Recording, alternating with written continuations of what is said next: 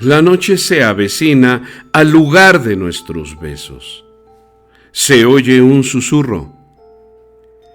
¿Quién los exime de la culpa? Trémulos aún por la ahuyenta dulce lujuria, rezamos. Santa María, allá en tu gloria, perdónanos. De las macetas con flores brota un voraz olor que seduce nuestras frentes pálidas de culpa. Cansados bajo el perfume de los aires húmedos, soñamos. Santa María, allá en tu gloria, perdónanos. Pero más fuerte aún brama el pozo de las sirenas y surge, aún más negra, la esfinge ante nuestra culpa, que hace a nuestros corazones más pecaminosos. Lloramos. Santa María, allá en tu gloria,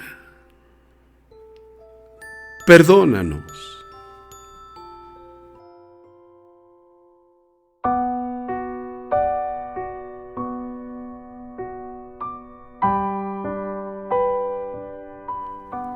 Si Milena Jesenská fue el cuchillo con el que Kafka hurgó en su alma, para el poeta George Trakl, el cuchillo fue su hermana.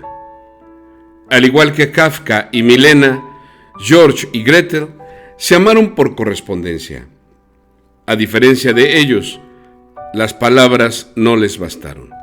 Según se dice, sus primeros contactos físicos fueron tan intensos que ninguna relación posterior con otras personas consiguió estar a la altura. Y aunque tampoco se sabe a ciencia cierta cuál fue el verdadero alcance de la relación entre los hermanos, los testimonios de los allegados son contradictorios, y aunque algunos expertos dan por hecho que el incesto se produjo, otros, como su traductora Margit Levert, dudan de que llegara a consumarse. Se dice que para desafiar a Dios, George y Gretel no rezaban en misa, conformando los dos una misma blasfemia. Claude Louis Combet recrea con crudeza en la novela Hiere, negra espina, el amor incestuoso entre el malogrado poeta y su hermana. Y para el protagonista, más que una preocupación, el pecado es una seña de identidad, casi un motivo de orgullo. También es la base de su amor por Gretel. Tú serás mi amor eterno, porque serás mi pecado eterno.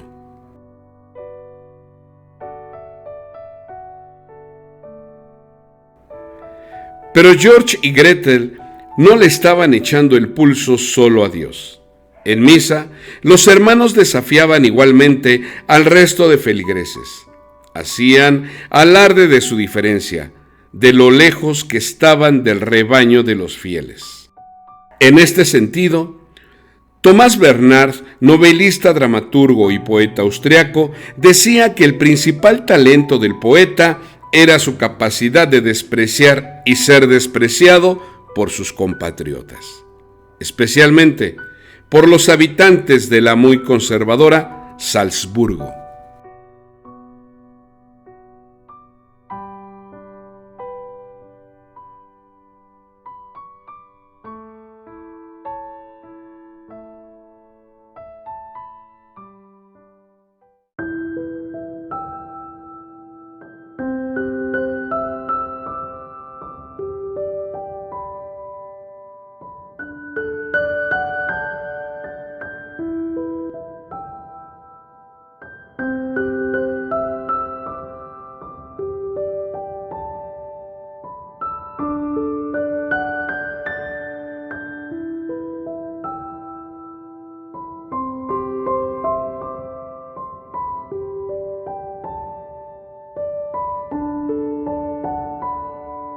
George Trakl fue un poeta austriaco en lengua alemana, uno de los iniciadores de las vanguardias y el expresionismo literario.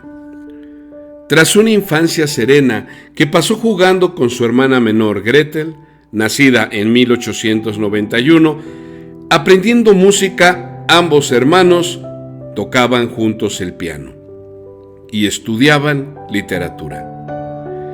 Esto terminó por iniciar una relación incestuosa con ella, que marcó seriamente el resto de su vida. Acentuó su cultura literaria leyendo entre otros a Baudelaire, Nietzsche, Rimbaud, Dostoyevsky e Ibsen. Inició una vida bohemia al formar parte del círculo poético Apolo. Se inscribió en la Universidad de Viena, donde cursó la carrera de farmacia y obtuvo en 1910 el diploma de maestro farmacéutico. Por ello, el servicio militar le destinó a una unidad sanitaria entre 1910 y 1911.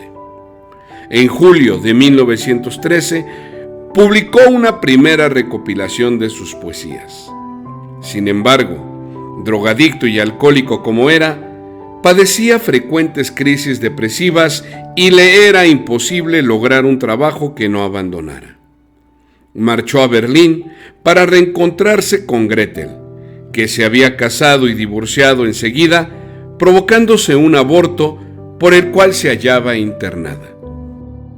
En 1914 fue reclutado para luchar en la Primera Guerra Mundial, como oficial médico. Su participación en la batalla de Grodeck implicó que debiera asistir sin medicinas a 90 heridos graves. Esto agravó su depresión. Le ocasionó una grave crisis nerviosa y le provocó su primer intento de suicidio, motivo por el que fue internado el 7 de octubre de 1914 en un manicomio de Cracovia. Allí escribió uno de sus poemas más conocidos, Grodeck. Redactó su propio testamento, en el que dejó a su hermana Gretel una importante suma de dinero. El poeta se suicidó el 3 de noviembre de 1914 con una sobredosis de cocaína. Su amigo von Ficker lo describió así: siempre se le hacía difícil arreglárselas con el mundo exterior, al tiempo que iba ahondándose cada vez más en el manantial de su creación poética. Bebedor y drogadicto empedernido, jamás le abandonaba su porte noble, de un temple espiritual fuera de lo común. No hay hombre que haya podido verle jamás tambalearse siquiera, o ponerse impertinente cuando bebía, si bien, a horas avanzadas de la noche, su forma de hablar, por lo demás tan delicada y como rondando siempre un mutismo inefable, se endurecía a menudo con el vino de una manera peculiar. Y entonces podía aguzarse en una malicia relampagueante, pero por debajo solía sufrir él más que aquellos sobre cuyas cabezas descargaba como un rayo la daga de sus palabras en el corro enmudecido. Pues en tales momentos parecía de una veracidad tal que le partiera auténticamente el corazón. Por lo demás, era un hombre callado, ensimismado, pero en modo alguno reservado. Al contrario, sabía entenderse bondadoso y humano como el que más con gente sencilla y franca de cualquier clase social, de la más alta a la más baja, con que tuvieran el corazón en su sitio, en particular con los niños. Bienes apenas le quedaban. Tener libros siempre le pareció superfluo y acabó liquidando por lo que le dieran todo su Dostoyevsky, al que veneraba fervientemente. Entonces estalló la guerra y Tokol tuvo que ir al frente en su antiguo puesto de farmacéutico militar con un hospital volante. Póstumamente se editó una segunda recopilación de los poemas de Tocol, llamada Sebastián en sueños o Sebastián en sueño. Su hermana Gretel se suicidó en 1917. Desde 1953 existe en Austria el premio George Tackel de literatura. ¿Cómo entender la pureza tiznada que estos dos seres acumularon en su manera de asistir a su propio aquelarre? Compartían la miseria y la exaltación. Quizá aún les estuvieran deparados algunos momentos de éxtasis que los ayudarían a creer que la vida les reservaba todavía el secreto de un sentido oculto en un mundo regenerado por su amor único. No fue así. Tocol murió antes que Gretel, pero Gretel murió quizá antes que Tocol. Se suicidó 3 años después de la desaparición del poeta. Resultaba imposible para ambos soportar la canción de su daño.